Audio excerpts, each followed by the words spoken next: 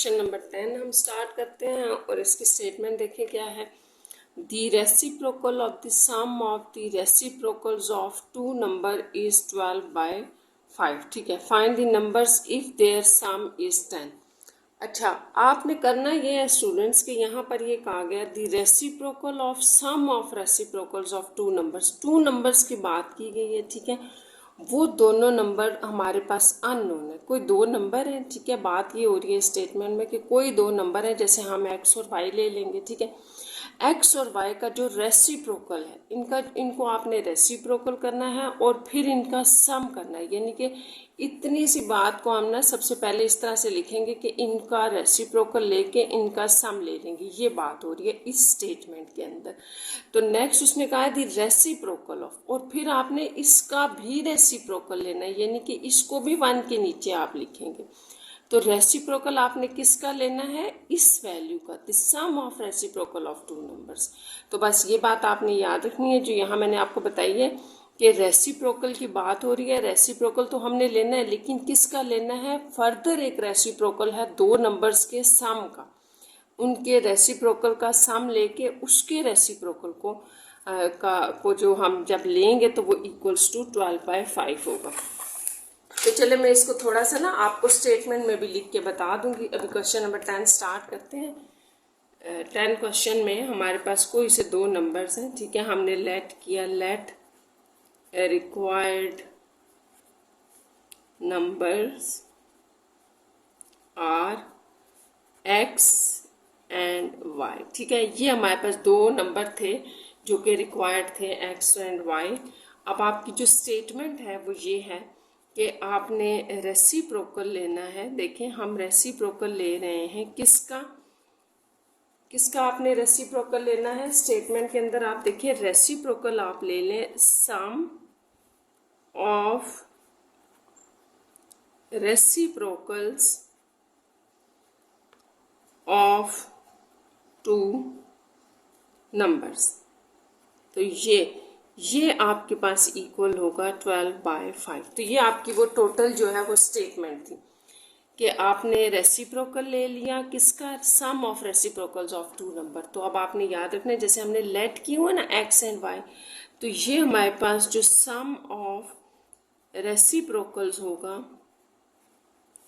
Of two numbers वो क्या होगा। तो पहले तो आपने इन दोनों का रेसिप्रोकल लिया, यानी कि x का रेसिप्रोकल 1/x, y का रेसिप्रोकल 1/y, और अब इन दोनों का हमने क्या करना है, सम ले लेना है ये।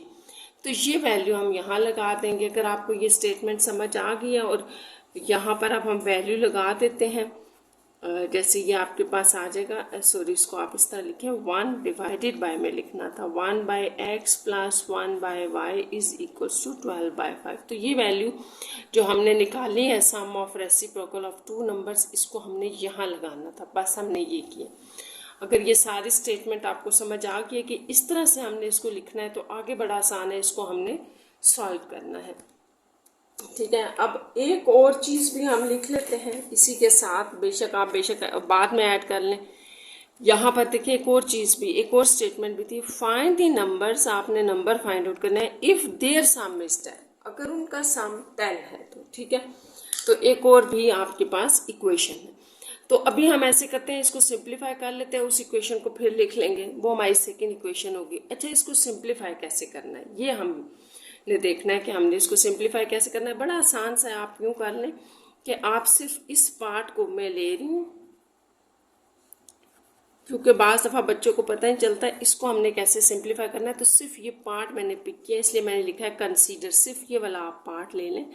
इसको देखिए मैं कैसे लिख रही हूँ, 1, और ये क्या है, ये आपकी डिवीजन है ना, डिवीजन। तो इसको हम इस फॉर्म में लिख लेते हैं, divided by 1/x plus 1/y। तो अब इसको सारे को सॉल्व करें, फिर हम यहाँ इसको पुट कर देंगे।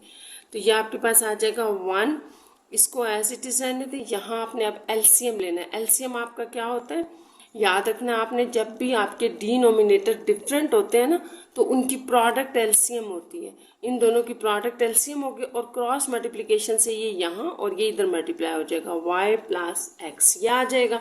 अब इससे आसान है आगे कि जब आप डिवीजन को मल्टीप्लिकेशन में चेंज करते हैं तो ये इस साइड वाली राइट वाली वैल्यू आपके पास उल्टी हो जाती है। ये बेशक आप x प्लस वाई लिख लें या y प्लस एक्स एक ही बात।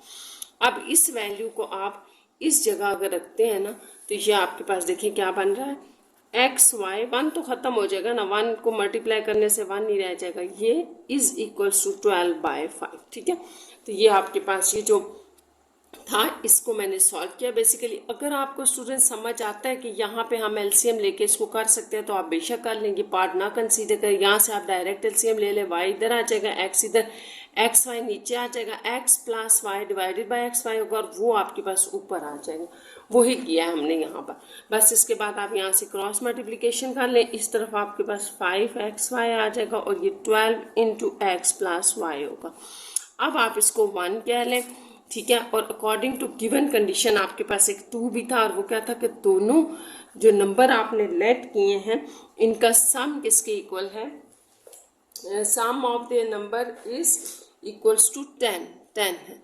तो ये आपके पास सेकेंड इक्वेशन आ गई। ये आप यूँ कह सकते हैं कि ये आपके पास गिवन कंडीशन ही थी, ये भी गिवन कंडीशन थी, तो वहाँ से हमने लिखा। अब ये दो इक्वेशंस आ गए हैं, इनको हमने सॉल्व करना है और एक्स वाई की वैल्यू पुट करनी है। तो बड़ा आसान है, यहाँ से आप किसी एक वेरिएबल की वैल्यू निकाल लें और इसके अंदर सब्स्टिट्यूट कर लेते हैं। जैसे अगर मैं एक्स की वैल्यू निकालूँ तो देखिए हमारे पास क्या आ जाएगा, आप इसको यूँ लिख लें, x इज इक्वल्स टू, मैं सेकेंड में से फ्रॉम 2 में से हमने वैल्यू लिखी, x is equals to 10 minus y. ठीक है, इसको आप 3 कह लें, इसमें बाद में हमने x की वैल्यू फाइंड आउट करने के लिए y की वैल्यू पुट करनी है। इसको हम कर रहे हैं पुट इन 1। ठीक है, तो 1 इक्वेशन क्या थी आपकी, अगेन हम उसको लिख लेते हैं। वो थी हमारे पास 5xy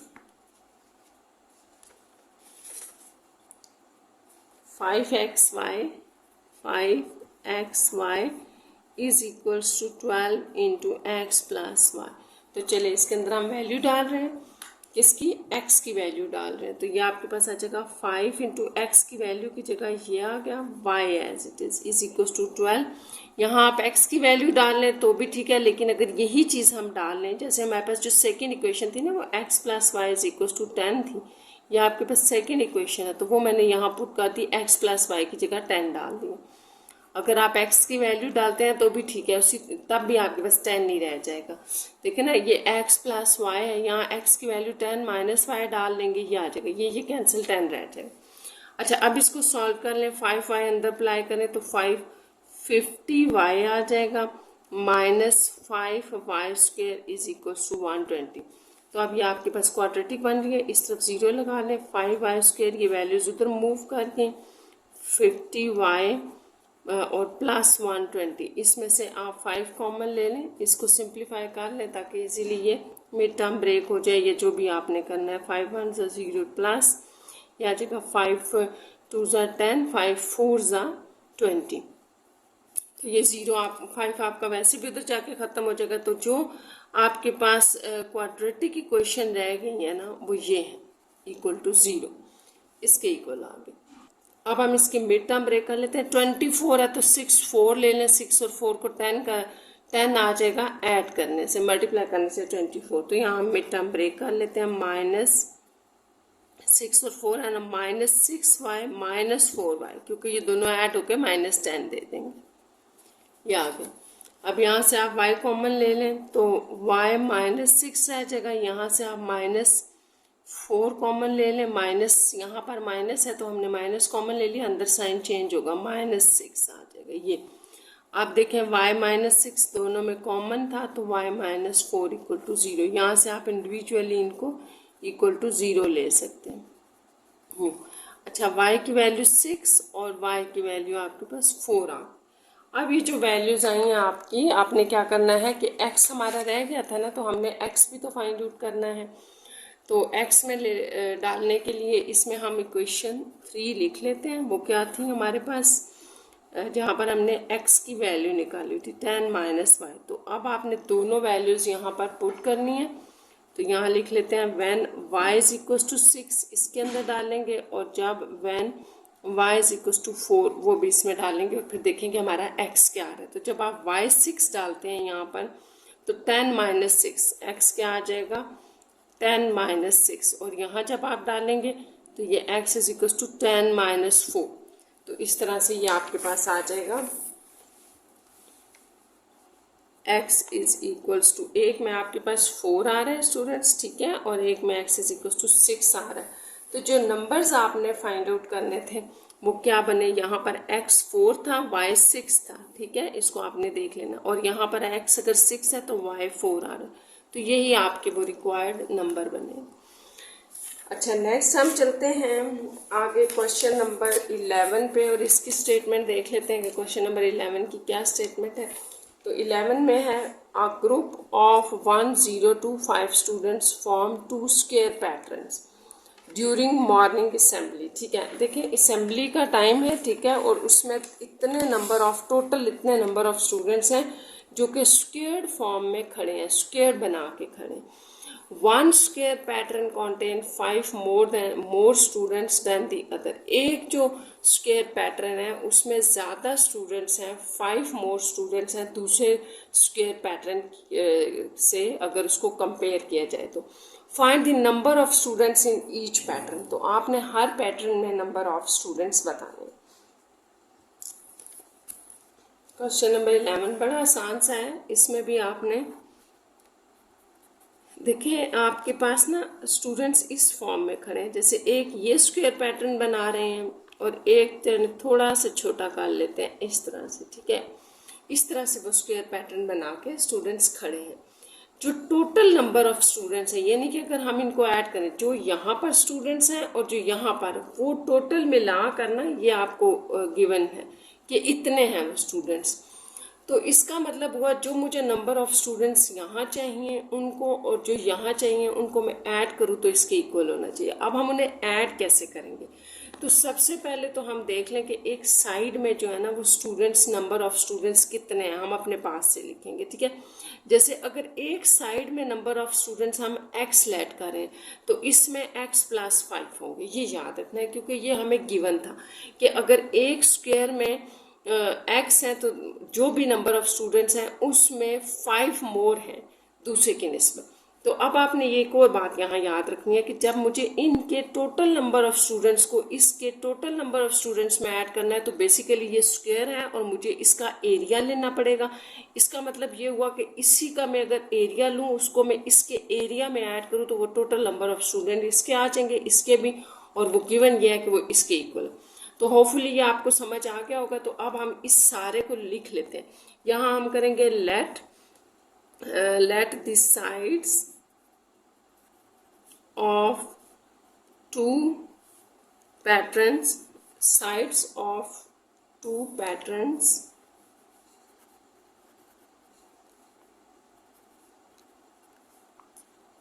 are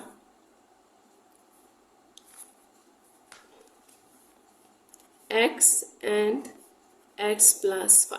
तो ये तो आपको समझ आ गया होगा। हमने 2 साइड्स, 2 पैटर्न्स की एक साइड ले ली है, इसकी x सपोज कर ली, इसकी x प्लस 5, और ये अकॉर्डिंग टू गिवन कंडीशन है क्योंकि वहाँ पे प्लस 5 करना था हमें।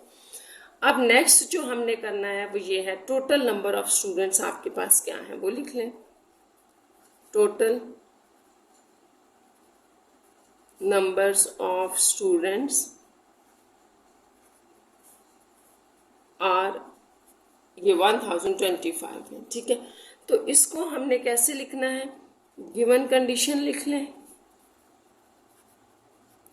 गिवन कंडीशन आपके पास क्या थी कि जो एक स्क्वायर पैटर्न के नंबर ऑफ स्टूडेंट्स हैं वो क्या होंगे, वो ये हैं। क्योंकि मैंने आपको अभी बताया, फिर समझा देती हूँ कि ये सिर्फ एक साइड की बात हो रही है। अगर पूरे स्क्वायर में आप चेक करना चाहते हैं ना कि कितने नंबर ऑफ स्टूडेंट्स खड़े हैं, तो आप सिंपली स्क्वायर है ना उसका एरिया ले ले, यानी कि एक साइड को दूसरी से मल्टीप्लाई कर दे, क्योंकि ये भी यही है, ये भी यही है, स्क्वायर है ना, स्क्वायर में सारी सेम साइड्स जो होती हैं वो आपके पास सेम होती हैं। तो इन दोनों को अगर मल्टीप्लाई करेंगे तो स्क्वायर बन जाएगा, इन दोनों को मल्टीप्लाई करेंगे तो स्क्वायर बन जाएगा। अगर टोटल नंबर ऑफ स्टूडेंट्स आपको एक स्क्वायर में चाहिए तो एक साइड को दूसरी से मल्टीप्लाई कर दें। इसमें हम दूसरे के ऐड करेंगे तो टोटल नंबर ऑफ स्टूडेंट्स हमारे पास आ जाएंगे।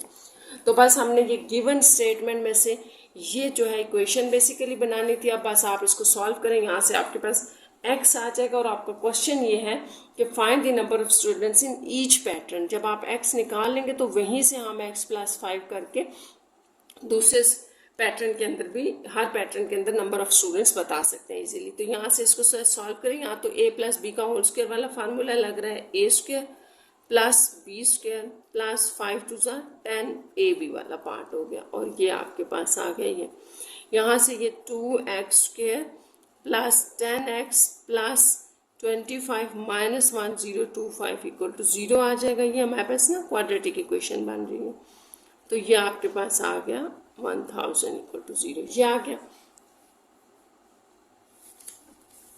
यहाँ इसको थोड़ा और सिंप्लीफाई कर लेते हैं, 2 कॉमन ले लें या सारों को 2 से डिवाइड करने से हमारे पास क्या आ रहा है, 2 × 5 = 10 और ये आ गया। 2 खत्म हो गया, x² + 5x - 500 = 0। ये आप ये भी कह सकते हैं कि यहाँ 2 से हमने सबको डिवाइड कर दिया।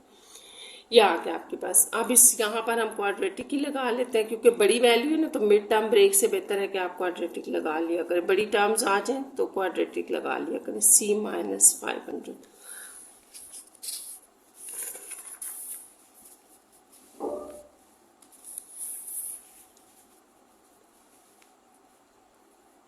इसको अगेन लिख लेते हैं। a आपके पास 1 था और b5 c आपके पास -500 था। ये आ गया, ठीक है। अब हम इसको क्वाड्रेटिक फार्मूले में लगाते हैं। क्वाड्रेटिक फार्मूला आपके पास होता है -b ± b² - 4ac / 2a। तो यहाँ पे वैल्यूज पुट करके सिंप्लीफाई कर लेते हैं।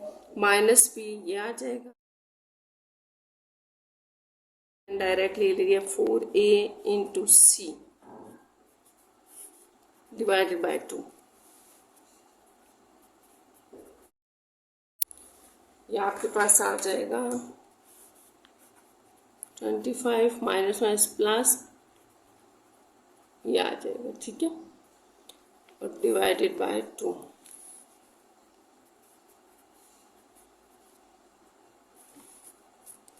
ये आपके पास ऐड करने से ये बन जाएगा और इसका जो स्क्वायर रूट है वो मेरे पास 45 आ रहा है, ठीक है, आपने भी चेक कर लेना। तो ये आपके पास आ गया 5 ± 45/2, ये आ गया। अब आपने यहाँ से 2 वैल्यूज लेनी है, एक आप प्लस में ले लें 45 और दूसरी -45 / 2। तो ये आपके पास आ जाएगा 40/2 जो कि 20 दे रहा है, x = 20। और यहाँ से आपके पास आ रहा है x = -50/2 जो कि 25 है और x -25 को आप निगलेक्ट कर देंगे क्योंकि x जो है ना वो बेसिकली नंबर ऑफ स्टूडेंट्स है किसी पैटर्न में, ठीक है। तो नंबर ऑफ स्टूडेंट्स नेगेटिव तो नहीं हो सकते ना, तो फिर हमने इसको निगलेक्ट कर दिया, ये आ गया। अब ये आपके पास x आ गया, लेकिन आपने ना याद रखना है स्टूडेंट्स, क्वेश्चन क्या था, find the number of students in each pattern, ठीक है। तो x आपका एक पैटर्न की सिर्फ साइड थी, तो आपने यहाँ क्या लिखना है, स्टूडेंट्स इन, या यूँ लिख लें number of students in small pattern, ठीक है। जो आपके पास एज कंपेयर टू अदर जो है वो स्मॉल था क्योंकि 5 नंबर्स कम थे, तो आपने इसको लिखना है स्मॉल पैटर्न में आपके पास कितने थे, x थे, number of students in small pattern x² होगा क्योंकि अब हम नंबर ऑफ स्टूडेंट्स बता रहे हैं ना, उसके अंदर टोटल कितने थे, ये तो एक साइड थी ना, तो वो x² होगा, इसका मतलब 20 का स्क्वायर होगा, तो वो 400 हो गया। इसी तरह नंबर ऑफ स्टूडेंट्स अब आपने बताना है लार्ज पैटर्न, ठीक है, इन लार्ज पैटर्न कर लें। तो लार्ज पैटर्न में आपके पास क्या आ जाएगा, x + 5 का यही था ना लार्ज पैटर्न, स्क्वायर आ जाएगा। तो यहाँ जब आप 20 डालेंगे तो 20 + 5 25 का स्क्वायर होगा, जो कि आपके पास 625 होता है। तो इस तरह ये और ये स्मॉल पैटर्न का जो है वो नंबर ऑफ स्टूडेंट्स है और ये लार्ज पैटर्न के नंबर ऑफ स्टूडेंट्स हैं। नेक्स्ट क्वेश्चन नंबर 12 की स्टेटमेंट देखें। 12 में क्या है, sum of squares of the two positive consecutive number is 145. The difference of their square is 17. Find the number. तो ये भी बड़ा आसान सा है। यहाँ है sum of squares of two positive consecutive number. तो कंसेक्टिव नंबर की बात हो गई ना। कंसेक्टिव नंबर में मैंने आपको बताया था कि एक नंबर आप लेंगे तो दूसरा उसके आगे पीछे वाला नंबर होगा। जैसे लेट सपोज अगर मैं एक x ले रही हूँ तो दूसरा नंबर या तो आप x+1 ले सकते हैं या x-1, ये आपके पास ऑप्शंस होंगी और कोई नहीं होगी। या तो आप x+1 ले लें, ये भी कंसेक्टिव है, इससे आने वाला अगला नंबर ये होगा। जैसे अगर ये 4 है तो ये 5 हो जाएगा। या आप इससे पीछे वाला ले सकते हैं x-1, अगर ये 4 है तो वो 3 आ जाएगा। तो आप दोनों ले सकते हैं, जो मर्जी नंबर ले लें, ये दोनों ले लें ये दो। तो sum of squares of two positive consecutive number, तो इसको भी स्टार्ट करते हैं।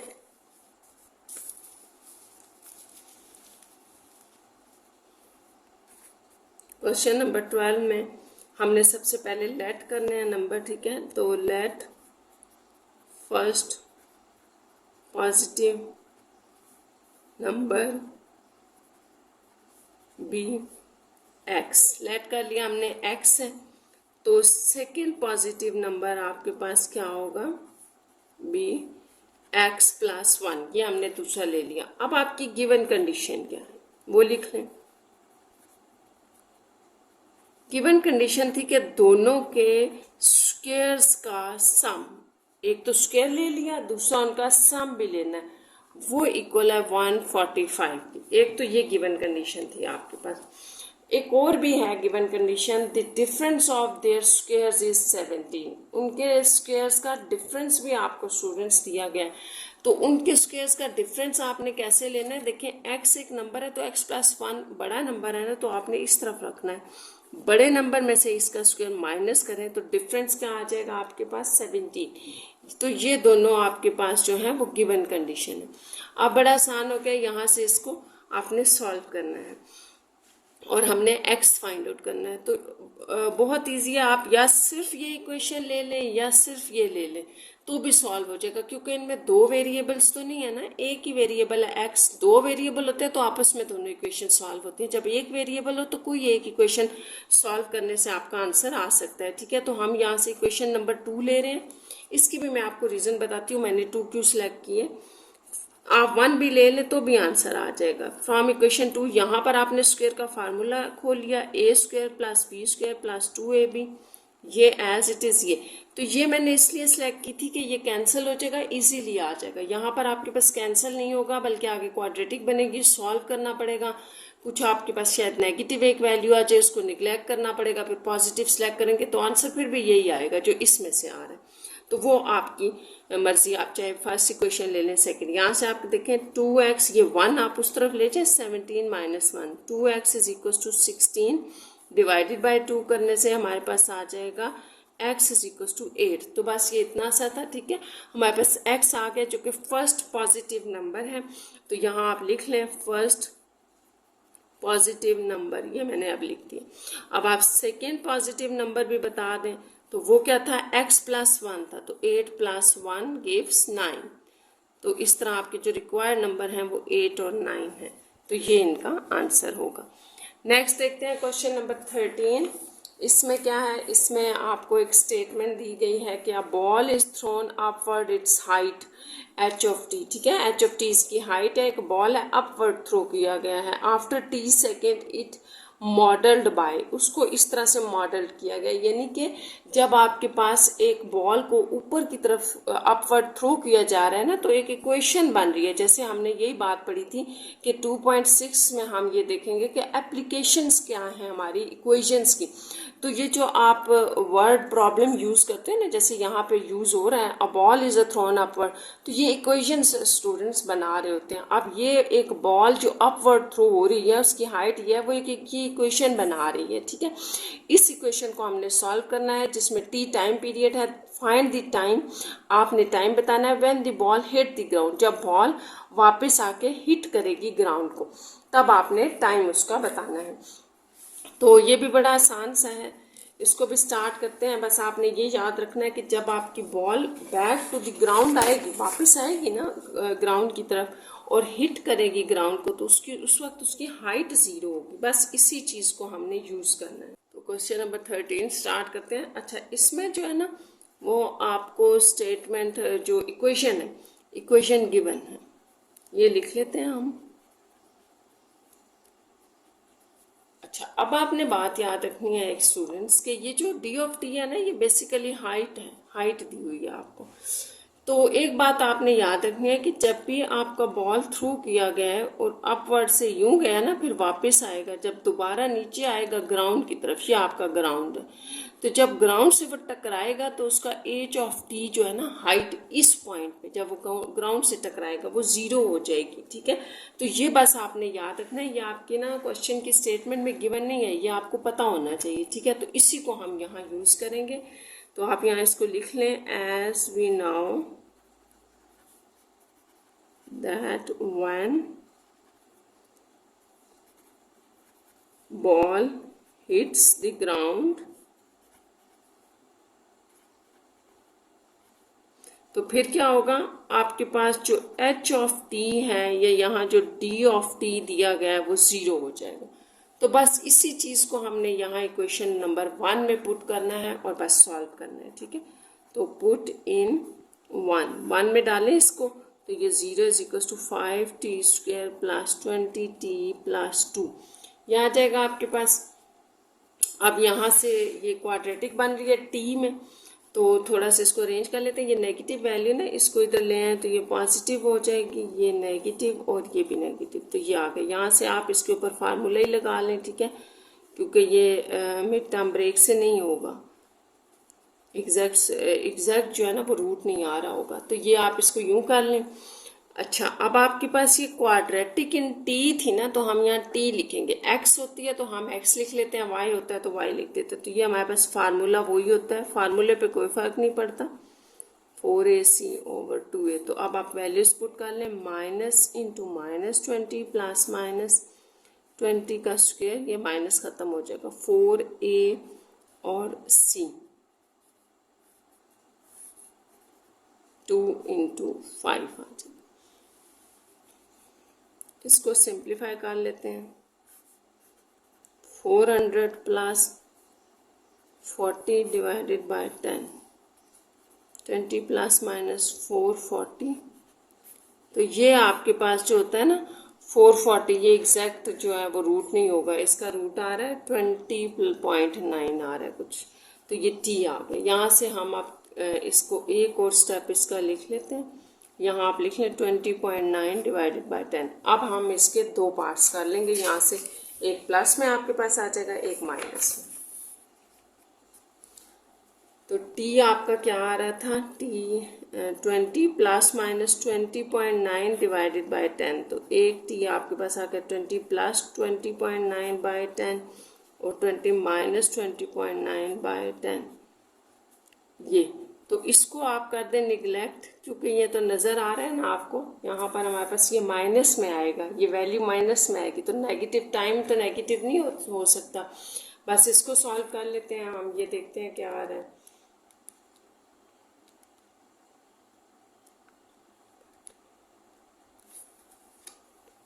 तो ये मेरे पास t जो है ना, इस सारे को सॉल्व करके तकरीबन आ रहा है 4.09, ठीक है, या आप इसको 4.1 भी कह सकते हैं, 4.1 था, सॉरी, ये 4.1 आ रहा है, तो ये सेकंड्स, तो ये आपका आंसर होगा। t फाइंड आउट करना था ना आपने, तो इसको मैंने राउंड ऑफ किया, 4.09 आया था, 4.1 लिख लें, तो ये t आपका टाइम आ गया, ये राउंड ऑफ करके आ रहा था, ठीक है। नेक्स्ट हमारे पास है क्वेश्चन नंबर 14, इसकी स्टेटमेंट देख लेते हैं क्या है। The stopping distance dx in meter of a car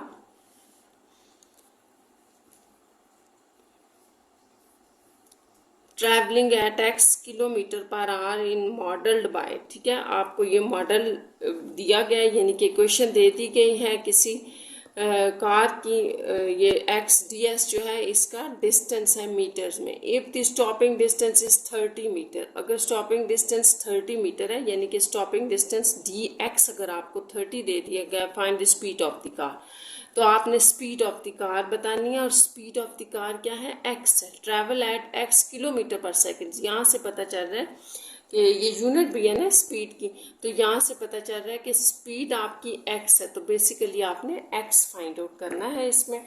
तो इसको भी लिख लेते हैं, यहाँ पे भी आपको इक्वेशन दी हुई है, सिर्फ हमने इसको सॉल्व करना है, बड़ी आसान से है। D x is equals to, ये आपको गिवन है एक्स स्क्वेयर प्लस 0.4x। अच्छा, डी एक्स जो है वो आपको 30 मीटर्स दिया हुआ है, ठीक है, ये गिवन था, तो इसको 1 में पुट करते हैं, फिर सॉल्व करते हैं। 30 is equal to 0.05x square plus 0.4x। यहाँ अगर ज़ीरो ले लेना आप, तो ये आपके पास एक क्वाड्रेटिक इक्वेशन बन रही है।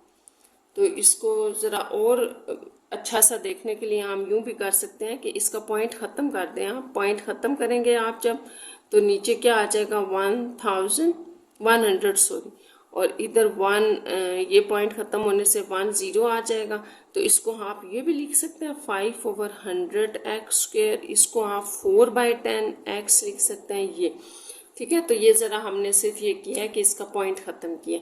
अब ये नंबर ये जो है ना डिनोमिनेटर 100, ये सबसे बड़ा है, पूरी इक्वेशन को आप 100 से मल्टीप्लाई करें, ज़रा देखें क्या आता है, एक्स स्क्वेयर इंटू 100 हो जाएगा, यहाँ 4/10x इंटू 100, हर वैल्यू को हम बेसिकली 100 से मल्टीप्लाई कर रहे हैं, तो ये कैंसिल हो गया। डिनोमिनेटर इसका क्लियर करने के लिए ये कट गया, यहाँ 40x आ जाएगा और माइनस 3000 आ जाएगा, तो ये आपके पास आ रहा था, ठीक है। फर्दर ऐसे कर लें कि सारों को आप 5 से डिवाइड भी कर लें, तो और ये यहाँ पे भी हो जाएगा, यहाँ आपके पास 0 is equal to x square plus 5 8 सा, हाँ 8 सा होता है, यह आ जाएगा, ठीक है। और यहाँ पर 6 30 और ये आपके पास बन जाएगा, ठीक है। इसको आपने चेक कर लेना। तो ये आपके पास आ रही थी सारी वैल्यूज़। अब हमारे पास ये क्वाड्रेटिक है, इन एक्स है, तो हम इसके ऊपर, ये एक बड़ी वैल्यू है ना 600, तो हम इसके ऊपर क्वाड्रेटिक फार्मूला लगा लेते हैं।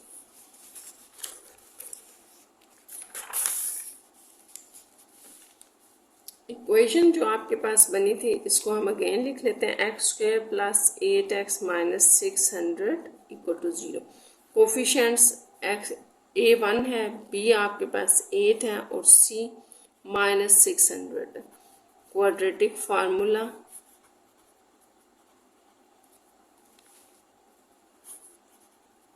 यहाँ वैल्यूज पुट कर लें, -8 प्लस -8 का स्क्वायर -4a और ये C ओवर 2।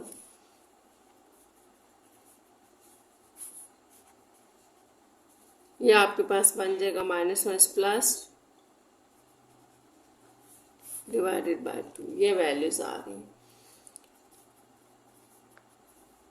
इसको आप ज़रा इसमें ऐड करें तो 2464 आ जाएगा डिवाइडेड बाय 2। इसका जो है ना हम स्क्वायर रूट भी चेक कर लेते हैं, -8 प्लस माइनस, और इसका स्क्वायर रूट है आपके पास, स्क्वायर रूट है 2464 का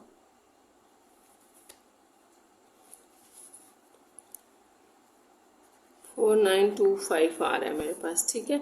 अब यहाँ से हम इसको करेंगे सेपरेट, -8 प्लस 49.25 डिवाइड बाई 2, और दूसरा आपके पास -8 माइनस 49.25 बाई 2 है ये, ठीक है। और इसको हम कर रहे हैं निगलेक्ट, क्योंकि ये आपके पास नेगेटिव आएगा और स्पीड जो है वो हम नेगेटिव नहीं ले रहे, पॉजिटिव नहीं स्पीड है। तो यहाँ पर आपके पास x जो है, इस सारे को सॉल्व करके मैं लिख देती हूँ 49.25 माइनस 8 करें, फिर देन इसको डिवाइड कर दें 2 से, तो ये 20 20.62 आ रहा है मेरे पास, ठीक है। तो आपने भी इसको चेक कर लेना, यही आपकी स्पीड है जो कि किलोमीटर पर आवर में है, तो 2.62। नेक्स्ट आपका लास्ट इसका क्वेश्चन है, वो देखते हैं इसमें क्या कहा गया है, क्या स्टेटमेंट है आपकी। A valuable stamp 4 centimetre wide and 5 centimetre long, ठीक है। एक स्टैम्प है, वो उसकी विड्थ और लेंथ बताया गया है। This stamp is to be mounted on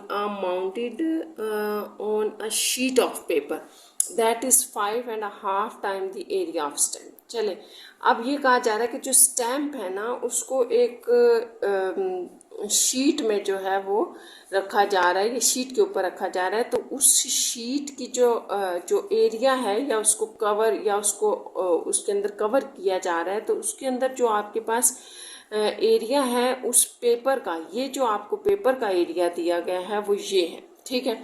determine the dimension of paper, तो आपने पेपर की डायमेंशंस बतानी है कि पेपर की डायमेंशंस क्या है। Ensure a uniform border around this stamp, ये अगर वो स्टैम्प के जो साइड पे जो जितना भी उसका पेपर का पार्ट आ रहा है ना वो यूनिफॉर्म हो। तो इसका क्या मतलब है, ये मैं आपको बना के बता देती हूँ कि किस तरह से है। क्वेश्चन नंबर 15 है, ये बिल्कुल ऐसे है जैसे फर्ज कर लें आपकी ना ये वो शीट है, पेपर शीट, और यहाँ पर स्टैम्प इतनी सी आ रही है, ठीक है। स्टैम्प इस तरह से आ रही है कि ये जो एरिया है ना ये सब में सेम है, ठीक है। यहाँ पे तो आपको हो सकता है थोड़ा फ़र्क नज़र आ रहा हो, लेकिन यूनिफॉर्म है। ये वर्ड जो इसके लिए यूनिफॉर्म यूज़ किया गया है ना, इसका मतलब ये है कि ये जो एरिया ये जो है ये यूनिफॉर्म है इससे, यानी कि ये सेंटर में किसी जगह पर पड़ी है और इससे इसके साइड पे जितना भी लेंथ में या विड्थ में जो पेपर का पार्ट आ रहा है वो यूनिफॉर्म है। लेट्स सपोज अगर हम कह लें कि ये एक्स है तो ये सारे ही एक्स हैं, ठीक है। एक्स मीटर है, फर्स्ट करें इसको आप 2 कह रहे हैं, 2 सेंटीमीटर, तो ये भी 2, ये भी 2, ये भी 2, ये सारे। अब ये जो स्टैम्प है ना ये इसके बारे में आपको ये इन्फॉर्मेशन दी गई है कि ये आपके क्वेश्चन में था कि 4 सेंटीमीटर वाइड है एंड 5 सेंटीमीटर लॉन्ग है, यानी कि ये जो उसकी लेंथ है ये 5 सेंटीमीटर है और ये चौड़ी कितनी है ये, या विड्थ इसकी कितनी है, 4 सेंटीमीटर है। तो ये आपको स्टैम्प के लिए कहा गया है ना। तो सबसे पहले हम इस तरह से कर लेते हैं कि हम जो आपके पास जो स्टैम्प की लेंथ और विड्थ गिवन है ना, तो हम एरिया ऑफ द स्टैम्प लिख लेते हैं, ठीक है। तो एरिया ऑफ स्टैम्प आपके पास क्या बनेगा, एरिया यहाँ पर सॉरी यहाँ पे पहले हम लेट करना था हमने कि let x be the uniform length, या क्या था, यूनिफॉर्म बॉर्डर लिख लें बेशक, जैसे यहाँ बॉर्डर का वर्ड यूज किया गया, uniform border around the stamp, ठीक है। ये वही हमने किया जो फिगर में हमने बताया कि यूनिफॉर्म बॉर्डर है स्टैम्प के अराउंड, एक्स अगर ये है तो आपके पास जो एरिया ऑफ स्टैम्प बन रहा है वो क्या होगा, वो होता है आपके पास लेंथ इंटू विड्थ होता है। तो लेंथ कितनी है आपके पास यहाँ पर 5, विड्थ कितनी थी 4, और ये आपको गिवन था, ठीक है। ये लेंथ और विड्थ ऑफ द स्टैम्प आपको गिवन है। तो एरिया आपके पास फिर कितना आ जाएगा इसका, 5 और 20, ये किस में आपको गिवन था, सेंटीमीटर में, तो सेंटीमीटर स्क्वायर, ये आपके पास एरिया ऑफ द स्टैम्प आ गया। तो आपने फाइंड आउट क्या करना है, पहले इधर आ जाते हैं कि फाइंड आउट क्या करना है। हमने फाइंड आउट करना है लेंथ, डायमेंशंस का क्या करना है, determine the dimensions of the paper. तो हमने बेसिकली पेपर की लेंथ और विड्थ फाइंड आउट करनी है। तो आप यहाँ पर बेशक लिख लें कि हमने फाइंड क्या करना था, इसको आप बेशक स्टार्ट में ऐड कर लें कि length of paper find out करनी है आपने, और विड्थ ऑफ पेपर, ये दोनों आपने फाइंड आउट करनी है, लेंथ और width of the paper, dimensions इन्हीं को कहते हैं। तो अब यहाँ पर अगर आप एक चीज़ देखें तो स्टैम्प के बारे में आपको इन्फॉर्मेशन गिवन है, पेपर के लिए नहीं गिवन, पेपर में पेपर की लेंथ हमें नहीं गिवन। तो हम कर सकते हैं ना, अगर इतनी स्टैम्प है, इतनी आपकी स्टैम्प आ रही है यहाँ तक, तो इसमें ये डिस्टेंस x डालें, ये भी x डालें, तो टोटल जो लेंथ बन जाएगी ना आपके पास, लेंथ ऑफ द पेपर वो क्या होगी 5 सेंटीमीटर प्लस 2x। इसको याद रखना है कि ये लेंथ है ना, यहाँ से लेके यहाँ तक आपके पास लेंथ ऑफ द पेपर है, जिसमें इतनी स्टैम्प की है, तो स्टैम्प के जो लेफ्ट साइड पे बॉर्डर है वो भी x है, जो राइट पे है वो भी बॉर्डर x है, तो ये x और x इसमें डालने से ये आ जाएगा। इसी तरह आप बिल्कुल इन्हीं लाइंस के ऊपर विड्थ ऑफ द पेपर भी देखें कि विड्थ ऑफ द स्टैम्प आपके पास 4 है, जबकि विड्थ स्टैम्प से इस तरफ जो पेपर है वो भी x है, जो इस तरफ है वो भी x है। तो यहाँ से लेके यहाँ तक जब आपके पास विड्थ ऑफ द पेपर बनेगी तो वो क्या बनेगी, 4 में आपने 2x ऐड करना है, ये वाला x भी ये वाला भी। अगर आपको ये समझ आ गया ना कि पेपर की लेंथ और विड्थ हमने कैसे ली है, तो अब बड़ा आसान हो जाएगा। अब आप यहाँ पर लिखें कि area of stamp, area of this stamp हमारे पास आ गया 20 सेंटीमीटर स्क्वायर, ठीक है। एरिया ऑफ, सबसे पहले तो हम ये लिखते हैं area of paper in terms of area of stamp. तो ये क्या होगा, एरिया ऑफ पेपर हम in terms of area of stamp लिख रहे हैं, और ये जो चीज़ थी ना, ये वाली चीज़, ये आपको गिवन है। ये गिवन ये थी कि यहाँ पर मैं आपको स्टेटमेंट में दिखा देती हूँ कि this stamp is mounted on the sheet of the paper that is इतने times the area of stamp. देखिए इतने times the area of stamp है, यानी कि स्टैम्प के एरिया के साथ आप इसको मल्टीप्लाई कर देंगे तो वो एरिया ऑफ द पेपर आ जाएगा। तो ये आपके पास आ जाएगा 5/1/2, तो यहाँ पर क्या आ जाएगा, एरिया ऑफ स्टैम्प, ये आपको गिवन था। तो ये तो आपके पास 11/2 बन जाएगा, 5 2 10, और ये आपको गिवन था 20, ये सॉरी आपने फाइंड आउट किया था 20, ये आ जाएगा। तो इस तरह से इनको आपस में मिलाकर ये आपके पास बनेगा 110 सेंटीमीटर स्क्वायर। ये आपके पास एरिया ऑफ द पेपर आ गया। ये आपने क्या निकाल लिया, area of paper. But by using length of paper as we have find in above, length कितनी थी 5 + 2x and width 4 + 2x, area of paper। तो क्या बनेगा इनके अकॉर्डिंग, ये भी तो लेंथ इंटू विड्थ होता है, तो लेंथ इंटू विड्थ ये होगा। तो ये आप ऊपर फाइंड आउट कर चुके हो। यहाँ पर आपने कहा है 110, तो यहाँ लगाए 110 और इसको आप सॉल्व कर लो। ये तो आपके पास सिंपल मल्टीप्लिकेशन है। यहाँ से आगे स्टूडेंट्स उसी तरह से आपके पास एक क्वाड्रेटिक इक्वेशन बनेगी, आप सॉल्व करेंगे, आपका x आ जाएगा। और डायमेंशंस के लिए आपको x ही चाहिए, क्योंकि जो 2 डायमेंशंस है ना पेपर की, वो एक ये है और ये है, उसमें हम डालेंगे वो आ जाएगा। तो होपफुली आपको ऊपर वाली सारी चीज़ समझ आनी चाहिए। यहाँ से आगे ईजी है, इक्वेशंस बन गई हैं। तो हमने ये सारा कैसे निकाला है, बस यहाँ से आपने ये बात याद रखनी है कि ये आपको गिवन था कि एरिया ऑफ जो पेपर है वो 5.5 टाइम्स है एरिया ऑफ द स्टैम्प, इसको हमने यूज़ किया। और जो एरिया ऑफ स्टैम्प था वो हमने गिवन लेंथ और विड्थ से फाइंड आउट किया। अब आप इसको कर लें, ये बड़ा आसान है। 5 इसको मल्टीप्लाई करना था, 5 4 = 20 + 5 2 = 10x, ये भी कर लें, +4 2 = 8x + 4x²। तो इस सारे को हम लिख लेते हैं, इधर 0 लगा लें, अरेंज भी कर लेते हैं, क्वाड्रेटिक बन रही है। प्लस ये 10 और 8 आपके पास आ जाएगा 18x, और इसको उधर ले आए +20 - 1 110 हो जाएगा 18x प्लस, तो इस 1 110 में से 20 माइनस करने से ये आपके पास 90 आ जाएगा, -90 आ जाएगा। तो अब बस हम इसके ऊपर आप क्वाड्रेटिक फार्मूला लगाएंगे, ठीक है, ताकि ये वैल्यूज इसीलिए आपसे फाइंड आउट हो जाए।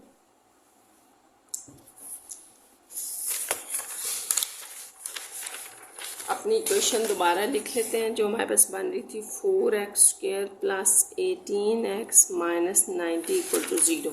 तो पहले तो अगर कुछ कॉमन है तो वो कर लेते हैं। कॉमन आपके पास आ जाएगा 2, कर ले कॉमन 2, मतलब 2 से डिवाइड कर लें आप इसको। तो 2 2 ज़ा 4x, ये हो जाएगा 2 9 ज़ा आ जाएगा, और यहाँ पर 2 4 ज़ा 8, 2 5 ज़ा 10। तो ये बन रही है आपके पास इक्वेशन सिंप्लीफाई होकर। तो चलें, ए हमारे पास ये आ गया, B 9, C माइनस 45। तो ये हमारे पास जो क्वाड्रेटिक फार्मूला है इसमें हम वैल्यूज़ डाल लेते हैं।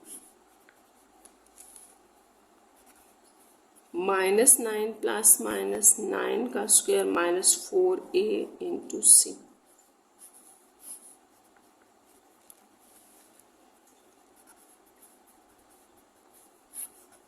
-81 आ जाएगा, और इसको हम कैलकुलेट कर लेते हैं। 45 इंटू 4 आपके पास आ रहा है 180 plus 180 divided by 2, plus minus 180 में आप प्लस कर दें 81, तो ये आपके पास आ रहा है 261 रूट डिवाइडेड बाय 2। ये बन गया। अब हम इसको देखते हैं, -9 प्लस माइनस 261, तो ये 16.15 आ रहा है। ठीक है, ये आ गया x। यहाँ से जब हम दो वैल्यूज़ लेंगे इसकी, प्लस में और माइनस में, तो 9 प्लस 16.15 बाई 2 आ जाएगा। दूसरा x is equal to -9 minus 16.5 by 2। तो यहाँ पर जो हमने x लिया हुआ है ना, वो आपकी क्या है, लेंथ है। ठीक है, लेंथ को शो कर रहा है ना कोई, तो फिर लेंथ तो आपके पास नेगेटिव नहीं होती, तो इसको हमने कर लिया निगलेक्ट। ये पार्ट आपका निगलेक्ट हो जाएगा, नेगेटिव है। यहाँ पर आप देखें, इस सारे को सॉल्व करके आपके पास जो आ रहा है वो लिख देती हूँ। 16.15 में से आपने माइनस किया 9 और डिवाइडेड बाय 2, तो ये आ रहा है 3।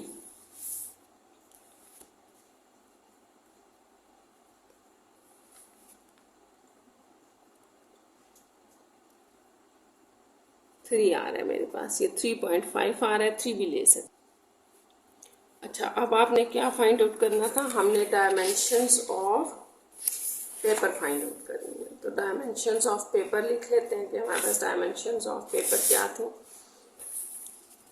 दोनों लिख लेते हैं, लेंथ भी और विड्थ भी। तो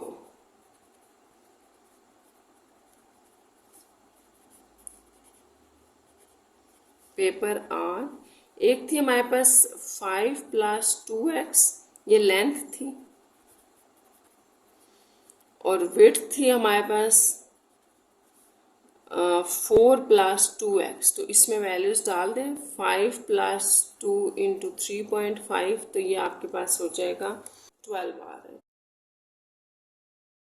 लेंथ आपके पास आ रही है, और विड्थ जो थी